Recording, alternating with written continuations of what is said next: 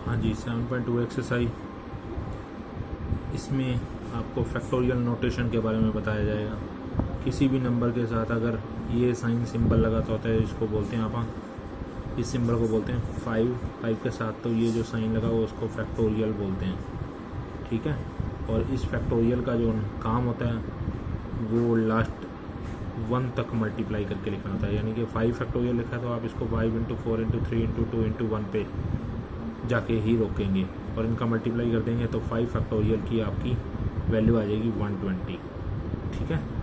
इसी तरह अगर आप इस 5 फैक्टोरियल को लास्ट 1 पे तो जाके रोकना ही रोकना है। अगर आप उसको किसी से भी पहले रोकना चाहें, किसी और डिजिट पे रोकना चाहें तो आप रोक सकते हो, बस फैक्टोरियल लगा के रोकना पड़ेगा। जैसे मैंने 5 फैक्टोरियल को 4 तक ही रोकना था तो मैंने 5 × 4 फैक्टोरियल। आप इसको 5 × 4 × 3 पे भी रोक सकते हो, 3 फैक्टोरियल। 2 पे भी रोक सकते हो, 2 फैक्टोरियल लगा के। पर 1 पे तो फैक्टोरियल लगाने की कब ज़रूरत ही नहीं पड़ती। ठीक है ना। तो ये फर्स्ट क्वेश्चन में आपका यही काम करना था, 5 फैक्टोरियल निकालना, 7 फैक्टोरियल निकालना, 7 फैक्टोरियल भी निकालना है इसी क्वेश्चन में। 7 फैक्टोरियल का काम भी वही है, क्या 7 × 6 × 5 × 4 × 3 × 2 × 1। बस मल्टीप्लाई कर लो, अपना आंसर आ जाएगा। इसका मल्टीप्लाई करने पर 5040 आएगा। फिर जैसे आप 5 और 7, 5 और 7 को जोड़ते थे तो 12 हम जानते हैं होता है। पर फैक्टोरियल में कहें कि 5 फैक्टोरियल और 7 फैक्टोरियल को जोड़ दें तो 12 फैक्टोरियल हो, तो ये नहीं होगा। क्योंकि आप चेक कर सकते हैं 5 फैक्टोरियल की वैल्यू तो आती है सिर्फ 120 और 7 फैक्टोरियल की वैल्यू आती है 5040। इनको ऐड करोगे तो 5160 आ जाएगा।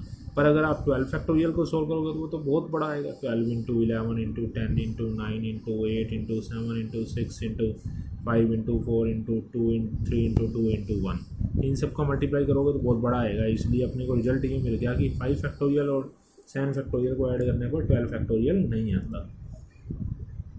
ठीक है। इसी तरह अगर आप जैसे आप 8 को 4 से काटना चाहोगे तो 8 को अगर 4 से काटोगे तो रिज़ल्ट हमको पता है अभी 2 आता है। पर अगर आपको 8 फैक्टोरियल को 4 फैक्टोरियल से काटते हैं तो 2 फैक्टोरियल आए तो वो नहीं आएगा। वो कैसे? अब आप इन दोनों, जब भी 2 फैक्टोरियल वाली चीज़ें आपस में डिवाइड पड़ी हैं तो उन दोनों में बस ये देख लिया करो बड़ा कौन है, ऊपर है कि नीचे है। और बड़े को सिर्फ वहाँ तक ही खोलना है जितना छोटे तक हो। तो आप इस 8 फैक्टोरियल को खोलते हैं। 8 फैक्टोरियल को लिखा मैंने 8 × 6 × 7 × 6 × 5 × 4 नहीं, मैं तो 4 फैक्टोरियल पे रोक दूंगा क्योंकि मेरे पास नीचे 4 फैक्टोरियल पड़ा था ना। ये कटोगे, इन सब का मल्टीप्लाई कर दो। 30 × 7 210 का 8 से मल्टीप्लाई 1680 आया। क्या 1680 कोई राइट हैंड साइड 2 फैक्टोरियल के बराबर है? 2 फैक्टोरियल का मतलब तो 2 × 1 होता है, तो ये कोई इसके बराबर है नहीं ना। तो 8 को 4 से काटोगे तो 2 आता है, पर फैक्टोरियल वाली चीज़ को इससे काट के आप कहोगे 2 फैक्टोरियल आए तो वो नहीं आएगा। ये हमारा एक्सरसाइज का सेकेंड ही सम था। ऐसे थर्ड सम में भी हमारे इसी टाइप के क्वेश्चन है, लाइक दिस। मान लो 11 फैक्टोरियल को 8 फैक्टोरियल से काटना है, वो कह रहा है इसको सॉल्व करो। तो अभी आपको ऊपर सॉल्व करना सिखाया ना, वैसे ही तो है। 11 × 10 × 9 × 8 फैक्टोरियल। 8 फैक्टोरियल पड़ा था, कट गया, बस मल्टीप्लाई कर लो, आंसर आ गया। ठीक है ना। यानी आपने बड़े को खोलना है। जैसे थर्ड पार्ट है n+3 factorial divide by n factorial, तो n+3 बड़ा है ऑफकोर्स। n+3 एक कम किया, n+2 एक कम किया, n+1 एक कम किया, n नीचे n फैक्टोरियल ही पड़ा था, वो कैंसिल हो गया, ये आंसर आ गया। बस इसी तरह अगर आपने मान लो फैक्टोरियल वाली चीज़ों का एलसीएम, आप नंबर का एलसीएम तो जानते ही हो, अब आप फैक्टोरियल वाली चीज़ों का एलसीएम देखो।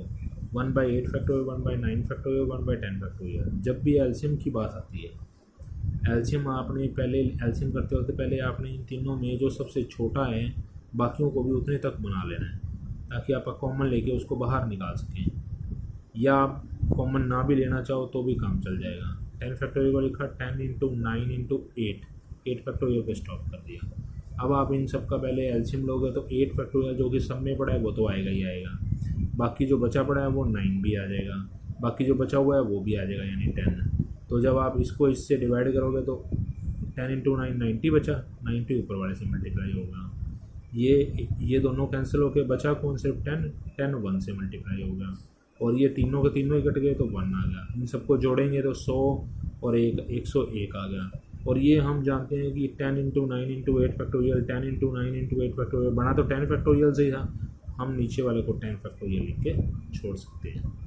ये हमारा आंसर आ गया। ठीक है, एक अच्छा पार्ट है इसका, इस सम का अच्छा पार्ट है सिक्स्थ वाले पार्ट में क्या लिखा हुआ है, 6 factorial into 1 into 3 into 5 into चलते चलते इंटू में 11 तक है, इंटू 2 पावर 6 है। तो आप ये 1 3 5 7 इंटू 11 को अगर ये लगातार काउंटिंग होती तो अगर कोई मल्टीप्लिकेशन लगातार हो तो आप उसको 5 में, जैसे 5 4 3 2 1 है, इसको आप 5 फैक्टोरियल लिख सकते हो। ये भी लगातार अगर काउंटिंग बन जाए तो आप उतना फैक्टोरियल लिख सकते हैं, पर लगातार बनाने के लिए बीच में 2 तो आना चाहिए, 3 के बाद 4 तो आना चाहिए, यानी हम ना हर एक डिजिट का अगला अगला नंबर लगा रहे हैं। 5 के बाद 6 तो आना चाहिए, इसी तरह 11 के बाद 12 तो आना चाहिए। तो हमने जो चीज़ें मल्टीप्लाई में लगाई वो हमने डिवाइड में भी लगा दी, 2 4 6 लगते लगते 12 तक इंटू 2 पावर 6 है। तो यानी कि यहाँ ऊपर 1 से लेके लगातार 12 तक मल्टीप्लाई हो गया, जिसको हम लोग 12 फैक्टोरियल लिख सकते हैं। साथ में 6 फैक्टोरियल पड़ा था, साथ में 2 पावर 6 पड़ा था, और नीचे जब हमने कोई चीज़ मल्टीप्लाई में लगाई थी तो डिवाइड में भी लगाई, तो नीचे वाला जो 2 है उसको 2 इंटू 1 लिख सकते हैं हम लोग, 4 को 2 इंटू 2 लिख सकते हैं, 6 को 2 इंटू 3 लिख सकते हैं, और 12 को 2 इंटू 6 लिख सकते हैं। तो हमको क्या मिला, हमको मिला कि ये जो आगे आगे वाला 2 है ना, ये 2 2 2 2, ये आपका 2 के साथ 1 मल्टीप्लाई पड़ा था, 2 के साथ 2 मल्टीप्लाई पड़ा था, 2 के साथ 3 मल्टीप्लाई पड़ा था, और 2 के साथ 6 मल्टीप्लाई पड़ा था। इसका मतलब ये जो आपका आगे आगे वाला 2 है वो 6 बार मल्टीप्लाई पड़ा है, क्योंकि 2 के साथ 1 से लेके 2 के साथ 6 तक मल्टीप्लाई पड़ा है, यानी 2 6 टाइम है। और जो बचा यहाँ पे 1 2 3 और लास्ट 6, ये सब मल्टीप्लाई किए हुए बचाए हुए बता दो। अब ये 2 पावर 6 से तो 2 पावर 6 कट गया, और नीचे कौन बच गया, नीचे तो 1 से लेके 6 तक मल्टीप्लाई पड़े हैं, और अगर 1 से लेके 6 तक मल्टीप्लिकेशन पड़ी हो तो आप उसको 6 फैक्टोरियल लिख सकते हो, और ये कट गया, अपना आंसर आ गया 12 फैक्टोरियल। ठीक है, ये हमारा पार्ट था। इसके अलावा जैसे फोर्थ सम का पहला पार्ट बता रहा हूँ, फोर्थ का दूसरा बिल्कुल इसी तरह 1 3 5 7 वाला, 4 into 5 into 6 into 7 into 9, 7 into 8 into 9 into 10 into 11, ये भी काउंटिंग लगातार चल रही है। पर बस अगर फैक्टोरियल की नोटेशन में दिखाना है तो यहाँ इसके आगे 3 2 1 और आना चाहिए, क्योंकि मल्टीप्लिकेशन 1 से लेके 11 होगी तभी 11 फैक्टोरियल लिखा जाएगा। तो हमने 1 2 3 अपनी तरफ से मल्टीप्लाई लगा दिया। अब मल्टीप्लाई लगाया तो फिर डिवाइड में भी लगाना पड़ेगा, 1 2 3 डिवाइड में भी लगा दिया, तो ऊपर तो मल्टीप्लिकेशन 1 से लेके 11 तक होगी, इसलिए हम उसको 11 फैक्टोरियल लिख सकते हैं। नीचे 1 से लेके 3 तक मल्टीप्लाई थी, 3 फैक्टोरियल, बस आंसर आ गया। ठीक है, इस टाइप के हमारे सम है। जैसे सिक्स सम हमारा बिल्कुल इस 1 इंटू 3 इंटू 5 इंटू 7 जैसा ही सम बनेगा। 2 इंटू 6 इंटू स्टेटमेंट है 2 into 6 into 10 into 14 up to n factor तक, और ये प्रूव करना है 2n factorial divide by n factorial. तो इस पहले 2 को लिखा हमने 2 इंटू 1, 6 को लिखा 2 इंटू 3, 10 को लिखा 2 इंटू 5, 14 को लिखा 2 इंटू 7, चलते चलते अप टू n फैक्टर्स तक था। इसका मतलब हमारे पास ये जो 2 2 2 2 मल्टीप्लाई दिख रहा है वो अप टू n फैक्टर होने की वजह से 2 पावर n है, और अंदर क्या बच गया, अंदर वही बच गया 1 3 5 7 अप टू सिर्फ n फैक्टर लिखा हुआ है, पर ये नहीं पता लास्ट वाली है कौन। तो आप ये आगे जो दिखाई दे रहा है 1 3 5 7, इसके हिसाब से हम लास्ट nth टर्म भी निकाल लेते हैं।